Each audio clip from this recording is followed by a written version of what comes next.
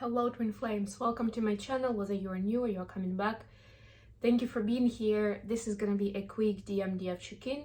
Let's see what's happening with the twins as we quickly approach full moon in Virgo. I'll speak about it more in tomorrow's reading, and in the meantime, let's do a quick check-in. So I'll start with an oracle card, and today I've got the Keepers of the Light oracle. The first card is gonna be for divine feminines watching. Don't forget to like, share, and subscribe. I do have links for the donation information. I have an Amazon list. If you want to show your appreciation, please do so. And definitely the funds will go towards developing the channel and adding more content for your benefit. So for feminines, we have Odin, the psychic insight. Your third eye is open. See truth for what it is. Follow your intuition. Yeah, it's a little on the nose, especially for light workers like us, but this is like, if you have a particular challenge, a particular problem that you're trying to solve right now, basically the spirit is saying don't try to solve it in 3D way, because it's not a 3D problem. It's a spiritual lesson. And it's one in intuition and how you use it in that specific situation. Because maybe you'll say, well, you know what, I've been on this journey for years and I've gotten pretty good at it. And maybe that's the truth for certain areas of your life, but not for everything. And for some, you still, even if you don't think about it too much, but you're still making decisions out of your headspace. So this is essentially Spirit asking you to expand your intuitive knowledge and to be able to make even seemingly 3D decisions following your intuition. Okay, I will start posting March readings this weekend, maybe beginning of next week, we'll see, but at least I'll be recording them this weekend, so watch out for those. I might do full moon guidance for each sign, I don't know yet, we'll see. And I'll change the backdrop. That's why I remembered about it. I was gonna say I am changing the backdrop, but that's essentially connected to me recording March readings. What is it gonna be? You will find out. For masculines, it's the voice of truth, Joanne of Arc. And we saw the Ace of Swords for like in pretty much every reading for the last couple of weeks for the masculines. Stand strong, focus on your purpose, release the fear of persecution, and speak your truth. Right? It's not about the public image. It's not about, are your friends still want to be your friends tomorrow? Or is your mom going to approve of your choices? It's more about what you feel is right. And I'm hearing some masculines saying, but what if I don't have the right words and it's going to sound weird? If you're speaking your truth, you'll know just what to say. That's going to be your following your intuitive guidance, divine masculines. But yeah, if you're new to this, you need some preparation, why not? Do automatic writing, right? Do journaling, journal out, or at least like brainstorm and make a list of items of how you want to present it. What does it mean? If that's really that important, right?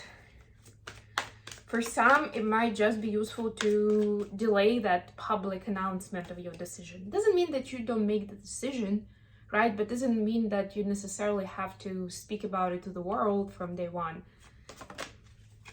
Nobody's saying that.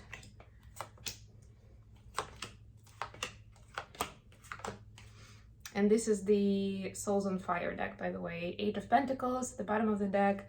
Twins are working hard towards building their new life, I'm hearing. That's exciting. The Mars-Venus conjunction this week actually played a big role in it. For some, it gave a push to actually taking steps, finally taking them. For others, it solidified the reasoning, justification, and understanding why I had to go through certain things in life. What kind of lessons was I learning there, right? So it all comes together now with the full moon in Virgo. And 10 of Pentacles, look at that. Building life, the life of abundance, and sharing that life with the community, with the loved ones, whoever that is for your case. because that's part of it, right? Like stepping into the truth of who your tribe is, who those people are that you love and cherish and who love and cherish you. Feminines, your energy is the Hierophant clarified by Two of Swords.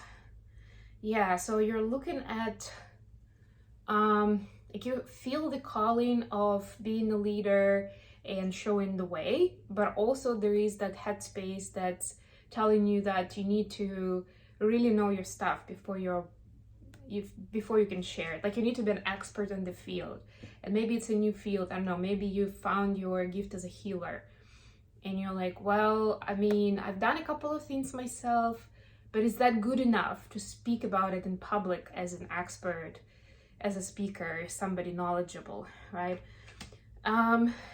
It might be a little too soon, but don't wait. Don't be a perfectionist so that you wait until you've done 50 courses and spend 10 years in it. That's not what the spirit is asking you to do. I used to be like that myself. And I don't want to make this a long reading, so I won't go into examples, personal examples, but I will say that it's such a big part of the mindset around intuition. And to me, that has to do with this card that we saw with the Odin. Because, and it's amazing, but the more you practice it, the more you'll notice how it works. You can go, and I mean, by all means, like, use your judgment on how you experiment, right? But like, let's imagine you're going to make a speech, right? The Hierophant card. You're making a speech in front of other people. And maybe you don't have all the points. Maybe you have like a rough canvas, but you're like, I'll figure it out. And when you start speaking, you have a few, like you have a couple maybe even of big ideas, so important ideas. And you know how, as you speak, your words start coming up into your conscious mind. And you didn't prepare them. Maybe you didn't even think of it that way, so it's new to you too. But that's your channeling process, right? And that's how you immediately understand that you have all the knowledge you need. And you're already an expert in that field. How cool is that, right?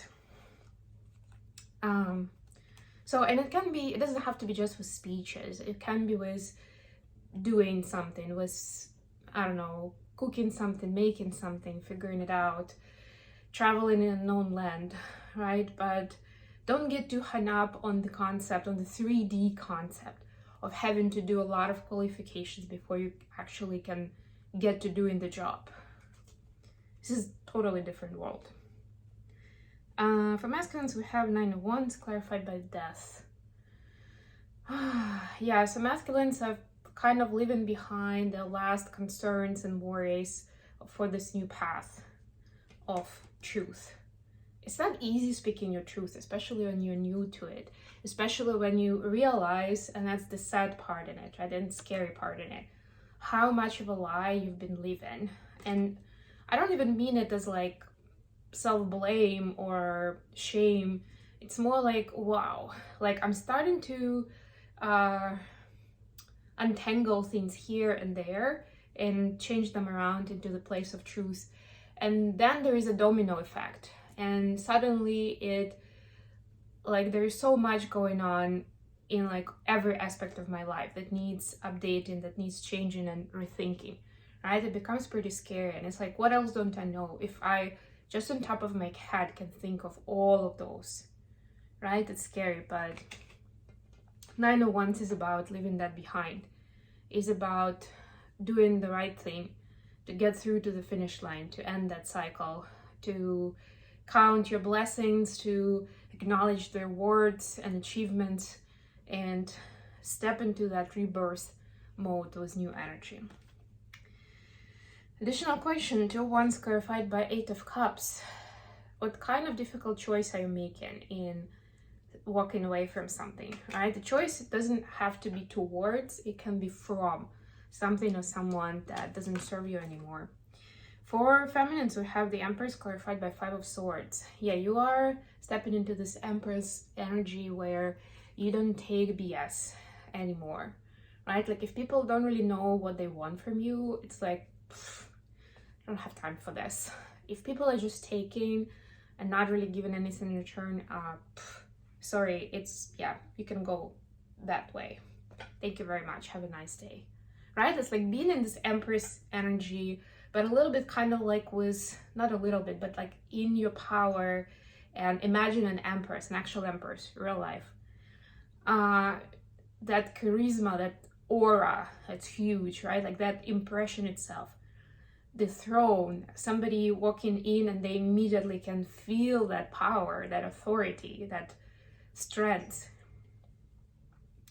So essentially, this is like staying in this strength and power and not being afraid to tell people, to kind of like put them into their place, or to say goodbye to people who are wasting your time, right? Because we are naturally compassionate and empathetic towards everyone, and like people, the person doesn't have a clue, they're lost, they're depressed, they are scared, whatever, and we're like, oh yes, of course I understand, and I can tell that this person needs my support so much.